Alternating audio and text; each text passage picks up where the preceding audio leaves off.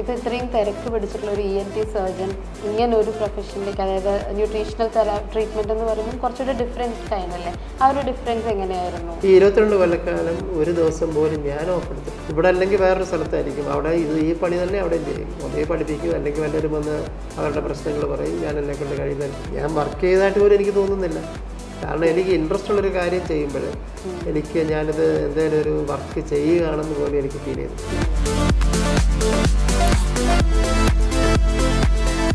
പഠിക്കുന്ന കാലത്ത് ഇത്രയൊന്നും പഠിച്ചിട്ടില്ല. പക്ഷേ ഇപ്പോഴും ശരിക്ക് ബയോളജി എന്താണ്, ശരിക്കും ബയോളജി എന്താണ്, ശരിക്കും കെമിസ്ട്രി എന്താണ്, ശരിക്കും ഫിസിക്സ് എന്താണ്, അത് നമ്മുടെ ജീവനുമായിട്ട് എന്താണ് നമുക്ക് റിലേറ്റ് പഠിക്കാൻ സാധിച്ചു പേഷ്യൻസ്. അതിൻ്റെ കാരണം ഒരിടത്തോട്ട് പോകുമ്പോഴത്തേക്ക് ഒരു കെമിസ്ട്രി നന്നായി ഫിസിക്സ് എങ്ങനെ നന്നാണ്. അപ്പം ഒരാളൊന്നും എൻ്റെ കൈ വെക്കാൻ വയ്യ.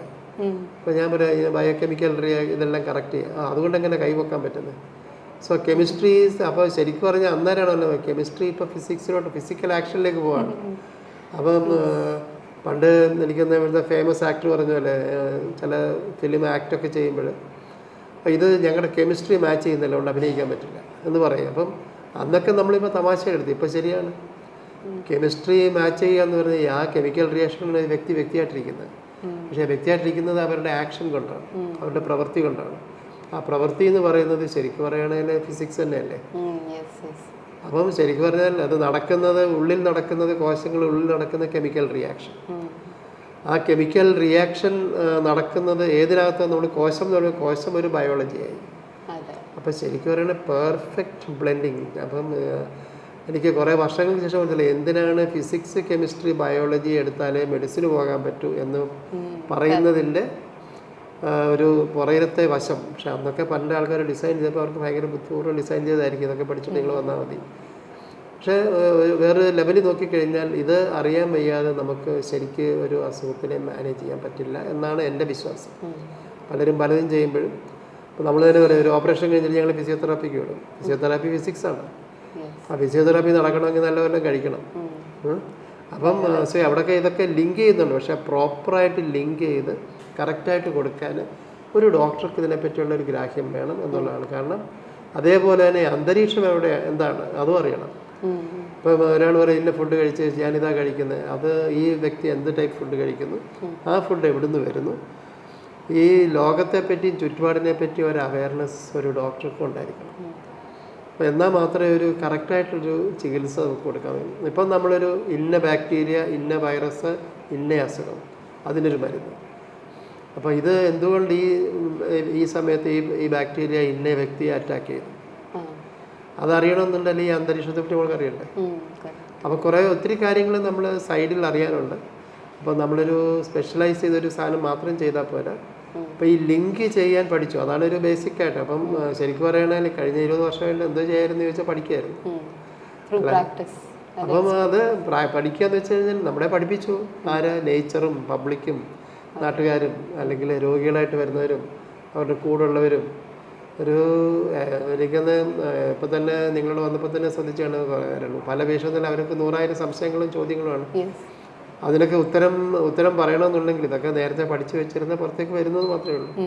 അപ്പോൾ ദിസ് ഈസ് ദി ആക്ഷൻ. അപ്പം നമുക്ക് ശരിക്കും പറഞ്ഞാൽ ഇന്ന് കുറച്ച് നോളജ് വേണം. നമ്മൾ എന്തെങ്കിലും ഒരു ഇന്ന അസുഖത്തിന് ഇന്ന ട്രീറ്റ്മെൻറ്റ് അല്ലെങ്കിൽ വേറെ ഒന്നും ഇല്ല എന്ന് പറയുന്നവർ ഓപ്ഷൻസ് ആർ ബിഗ്.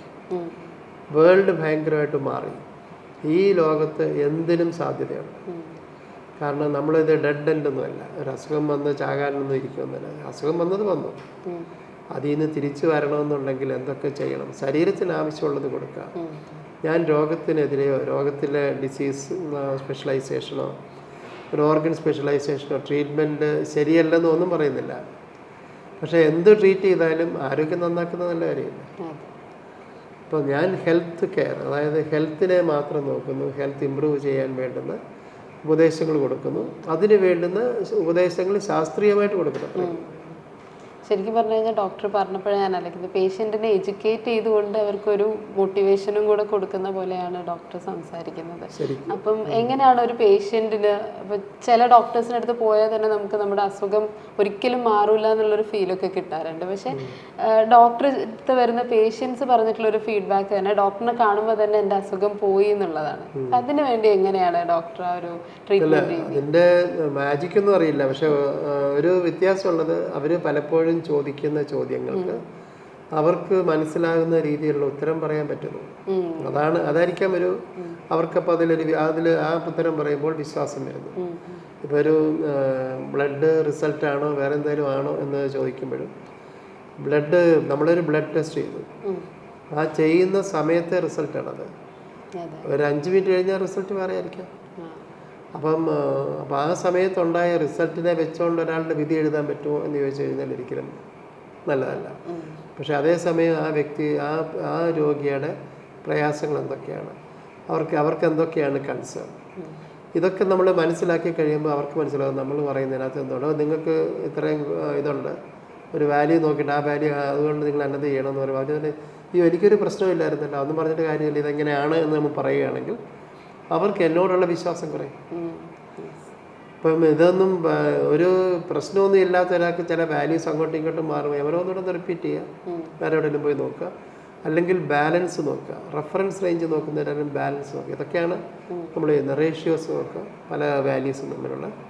എന്നിട്ട് ഇത് രോഗിയുമായിട്ട് എന്തെങ്കിലും മാച്ച്, അവരുടെ സിംറ്റംസുമായിട്ട് മാച്ച് ചെയ്യുന്നുണ്ടോ എന്ന് നോക്കണം. ഒരു ഡോക്ടർ എന്നുള്ള രീതിയിൽ ഒരു രോഗിയുടെ ഹിസ്റ്ററി എടുക്കുന്നതും അവരെ ശരിക്ക് പരിശോധിക്കുന്നതും ഏറ്റവും ഇമ്പോർട്ടൻ്റ് ആണ്. ഇൻവെസ്റ്റിഗേഷൻസ് ഒക്കെ സെക്കൻഡറി ആണ്. കാരണം ആ ഒരു വിശ്വാസത്തെ നമ്മൾ ഇപ്പോൾ ഇന്ന് പല ആൾക്കാരും വരുന്ന സ്കാൻ വരെ എടുത്ത് വെച്ചാൽ വരുന്നത്. അവർക്ക് തന്നെ അറിയാം സാറേ എനിക്ക് ഇന്ന അസുഖമാണ്. അപ്പോൾ ആരും സ്വയം പോയി സ്കാൻ എടുക്കും. ലോകത്തെങ്ങും സെൽഫായിട്ട് സ്കാൻ ചെയ്യാൻ പറ്റത്തില്ല. സെൽഫായിട്ട് ഒരു ബ്ലഡ് ചെക്ക് ചെയ്യാൻ പോലും പറ്റത്തില്ല. ഇവിടെ ആർക്ക് വേണമെങ്കിലും എന്ത് വേണമെങ്കിൽ ചെയ്യാം. സ്വയം പോയി ചെയ്തേച്ച്, കാരണം വഴി നീള സ്കാനുണ്ട്, ലാബുണ്ട്. അപ്പോൾ ഇതൊക്കെ ചെയ്തേച്ച് റിസൾട്ട് കൊണ്ട് അവർ തന്നെ വരും. അപ്പം അന്നേരം ഇന്ന് എന്താ വെച്ചാൽ പലരുടെയും നമ്മുടെ മൈൻഡ് പോലും ചിലപ്പോൾ ഫോക്കസ്ഡ് ആവും. ശരിക്കും ഇവർക്ക് ക്യാൻസർ ആണല്ലേ, ഇവർക്ക് ഡയബറ്റീസ് ആണ്, ഇവർക്ക് പ്രഷറാണ്. നമ്മുടെ മൈൻഡ് പോലും, ഡോക്ടറുടെ മൈൻഡ് പോലും ചിലപ്പോൾ ഫോക്കസ്ഡ് ആയിപ്പോവും. അപ്പോൾ ഞാനിത് കൊണ്ടുവന്ന് പറയുമ്പോൾ തന്നെ ഞാൻ ഇവിടത്തൊക്കെ മാറ്റി വയ്ക്കും. ഞാൻ ഇതൊന്നും എനിക്ക് വലിയ കാര്യമൊന്നും ഇല്ലാത്തത്. അപ്പോൾ തന്നെ നമ്മുടെ മൈൻഡൊന്ന് മാറ്റാൻ വേണ്ടിയാണ്. അങ്ങനെ പറഞ്ഞെങ്കിൽ മാത്രമേ നമ്മുടെ മനസ്സ് മാറുള്ളൂ. അപ്പോഴേ അവരും ഫ്രീ ആകത്തുള്ളൂ. പിന്നെ നിങ്ങൾക്ക് എന്താ പ്രശ്നം എന്ന് ചോദിക്കുമ്പോഴാണ് അപ്പോൾ പ്രശ്നമാണ്. അപ്പം പറഞ്ഞു വരുമ്പോൾ ഒന്നും കാണത്തില്ല, പിന്നെ എന്തിനാ ഇതൊക്കെ ചെക്ക് ചെയ്ത്. അപ്പം നമ്മൾ ഒരു വ്യക്തിയുടെ പ്രശ്നത്തിലേക്കാണ് നോക്കേണ്ടത്. ആ പ്രോബ്ലത്തിനെ നമ്മൾ അനലൈസ് ചെയ്യുക, ആ പ്രോബ്ലത്തിന് എന്താ വേണ്ടത് കൊടുക്കുക. അപ്പോൾ അതാണ് ഏറ്റവും ഇമ്പോർട്ടൻ്റ് ആയിട്ടുള്ള കാര്യമായിട്ടാണ് എനിക്ക് തോന്നിയത്. കാരണം എനിക്ക് കിട്ടിയ ഫീഡ്ബാക്ക്, അപ്പം ഏകദേശം ഒരു 5-6 ലക്ഷം ആൾക്കാർ ഇത്രയും നാളുകൊണ്ട് പല രീതിയിൽ നമ്മളുമായിട്ട് ഇടപഴകേണ്ടി വന്നിട്ടുണ്ട്. പല അസുഖമായിട്ടും അല്ലെങ്കിൽ ചിലർക്ക് ഹെൽത്ത് ഇമ്പ്രൂവ് ചെയ്യാൻ വേണ്ടിയൊക്കെയാണ്. അപ്പോൾ അവരുടെ ഇൻട്രാക്ഷൻ എനിക്ക് മനസ്സിലായത് അവർക്ക് വേണ്ടുന്ന ഇതാണ്. അവർക്കൊരു രോഗം കണ്ടുപിടിച്ച് രോഗത്തിന് ഒരിക്കലും രക്ഷപ്പെടാത്ത മരുന്ന് കൊടുക്കുന്നത് മാത്രമല്ല, മരുന്നൊക്കെ ഞാൻ പറയുന്നത് സ്പെഷ്യലിസ്റ്റ് കൊടുത്തോളും. ഞാൻ അതിൻ്റെ ആളൊന്നുമല്ല. ഞാൻ ഹെൽത്തിനെ ഞാൻ റീഗെയിൻ ചെയ്യാൻ വേണ്ടുന്ന സ്റ്റെപ്സ് എടുത്തു തരാം. അതന്നെ അവർക്കൊരു സെൽഫ് കോൺഫിഡൻസും കൂടെ അന്നേരമാണ് അത് അവർക്ക് ചെയ്യാൻ പറ്റും. രോഗത്തിനെതിരെയാണെന്ന് പറയുമ്പോഴത്തേക്ക് ആർക്കും ഒരു കോൺഫിഡൻസ് ഇല്ല. നമ്മളോട് ചോദിച്ചാലും പറയാം ഇത് മരുന്ന് കഴിച്ചാലും നമുക്ക് നോക്കാം, ഇതുകൊണ്ട് ഗ്യാരണ്ടി ഒന്നും ആർക്കും പറയാൻ പറ്റത്തില്ല. പക്ഷെ ആരോഗ്യം ഇമ്പ്രൂവ് ചെയ്യണമെന്ന് പറയുമ്പോൾ എല്ലാ വ്യക്തികൾക്കും അറിയാം ആരോഗ്യം ഇമ്പോർട്ടൻ്റ് ആണ്. നമ്മളവിടെ ഒരു സപ്പോർട്ട് ചെയ്ത് കൊടുത്താൽ മതി. ആ സപ്പോർട്ട് ഒരു ശാസ്ത്രീയമായിട്ട് കൊടുക്കണം എന്ന് മാത്രമേ. ഇപ്പോൾ ഡോക്ടർ പറഞ്ഞു ഒരു 5 ലക്ഷത്തോളം ആളുകൾ ഇവിടെ ഇൻട്രാക്ട് ചെയ്ത് പോയിട്ടുണ്ടെന്ന്. അപ്പോൾ അതിൽ ഏറ്റവും കൂടുതൽ ഏത് ടൈപ്പ് ഓഫ് അസുഖത്തിനാണ് ട്രീറ്റ്മെൻറ്റിന് വരുന്നത്? ഇപ്പോൾ ശരിക്കും ഒരു അസുഖത്തിൻ്റെ പേരെടുത്ത് പറയുകയാണെങ്കിൽ ഏറ്റവും കൂടുതൽ ഡയബറ്റീസ് ആണ്. പക്ഷേ ഒരു ആൾക്കാർ ഡയബറ്റീസ് എന്ന് പറയുന്നത് ഇന്ന് വലിയ രോഗമായിട്ട് കരുതിയിട്ടില്ല, മിക്കവർക്കും ഉണ്ട്. അപ്പോൾ അതുകൊണ്ട് അതൊരു പാർട്ട് ഓഫ് ലൈഫായിട്ട് മാറി. കാരണം ഞാൻ പറയുന്നത് ഇപ്പോൾ ഏറ്റവും കൂടുതൽ മാരകമായിട്ടുള്ള രീതി വന്നത് ക്യാൻസറും ടെർമിനൽ ക്യാൻസറും. ട്രീറ്റ് ചെയ്ത് മാറ്റിയിട്ടുണ്ട്. ഞാൻ ടെർമിനൽ ക്യാൻസർ പേഷ്യൻസിൻ്റെ ആരോഗ്യം വർദ്ധിപ്പിച്ചിട്ടുണ്ട്. ആരോഗ്യം വർദ്ധിപ്പിച്ചപ്പോൾ അവരുടെ ക്വാളിറ്റി ഓഫ് ലൈഫ് അതിലാണ് ശ്രദ്ധ കൊടുത്തത്. അപ്പം അവർക്കിപ്പം എന്ത് അസുഖം ഏത് ലെവലെന്നുള്ളതിന് ഭേദം അവരുടെ ക്വാളിറ്റി ഇമ്പ്രൂവ് ചെയ്യുമ്പോൾ അവർക്ക് വിശ്വാസം വരും. അപ്പോൾ പലരും ചിലപ്പോൾ ക്യാൻസർ കാണും, അവർ സുഖമായിട്ട് ജീവിക്കുകയാണ് പഴയതിലും നല്ല ക്വാളിറ്റിയിൽ. അപ്പം ഏതൊരു വ്യക്തിക്കും ഒരു ഡോക്ടർ എന്നുള്ള രീതിയിൽ ഇതിൽ കൂടുതലും ചെയ്യാൻ പറ്റുമോ എന്ന് ചോദിച്ചു കഴിഞ്ഞാൽ ഒരിക്കലും പറ്റത്തില്ല. കാരണം എന്ന് വെച്ചാൽ നമ്മളൊരു രോഗത്തിനെ ക്യൂർ ചെയ്യുന്നതല്ല ഇമ്പോർട്ടൻറ്റ്, അവൻ്റെ ക്വാളിറ്റി ഓഫ് ലൈഫ് ഇമ്പ്രൂവ് ചെയ്ത് കൊടുക്കാൻ പറ്റും.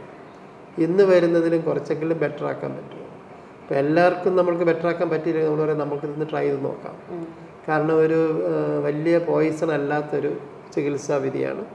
അപ്പോൾ അത് പറയുമ്പോൾ തന്നെ ആഹാരം പറയുമ്പോൾ എല്ലാവർക്കും അറിയാം. അപ്പോൾ അതുകൊണ്ട് തന്നെ അവർ ചോദിക്കും. പിന്നെ കൂടുതൽ വരുമ്പോഴാണ് അപ്പം പലപ്പോഴും പലരും എടുത്ത് ഇതൊക്കെ എല്ലാവർക്കും അറിയാവുന്ന കാര്യമല്ലേ. ഞാൻ പറയായിരിക്കാം, പക്ഷേ നിങ്ങളുടെ കോശങ്ങളിൽ ആഹാരം എത്തിക്കുന്നത് എങ്ങനെയാണെന്നറിയാമോ? അവിടെ ആണ് വയറ്റിലോട്ട് ആഹാരം കഴിച്ചോ തിന്നോ എന്നുള്ളതല്ല പ്രശ്നം. Has it reached your cells? കാരണം ഇവിടെ ഒത്തിരി ബ്ലോക്ക് ഉണ്ട്. ആഹാരത്തിനകത്ത് ചിലപ്പോൾ പലതും കാണത്തില്ല. ഉള്ളത് കഴിച്ചു കഴിഞ്ഞാൽ വയറ് ഡൈജഷൻ ബ്ലോക്ക് ആകാം. നമ്മൾ കഴിക്കുന്ന രീതി ചിലപ്പോൾ ശരിയാണമെന്നില്ല. സ്പീഡിൽ കഴിക്കാൻ എന്തെങ്കിലും വലിച്ചുവാരി തിന്നേച്ച് പോവും. പിന്നെ വയറ്റിൽ നിന്ന് ഇനി അബ്സോർബ് ചെയ്ത് അകത്ത് കയറി കഴിഞ്ഞാൽ ബ്ലഡിൽ കൂടെ യാത്ര ചെയ്യണം. യാത്ര ചെയ്ത് എവിടെയെങ്കിലും പ്രശ്നം ഉണ്ടെങ്കിൽ ചിലത്തിൽ ബ്ലഡ് സർക്കുലേഷനെ കാണത്തില്ല, അപ്പോൾ അങ്ങോട്ടൊന്നും പോയില്ല. പിന്നെ എവിടെയെങ്കിലും ചെന്ന് കഴിഞ്ഞാൽ പിന്നെ സെൽസിൻ്റെ ഉള്ളിലേക്ക് ആഹാരം കയറണം.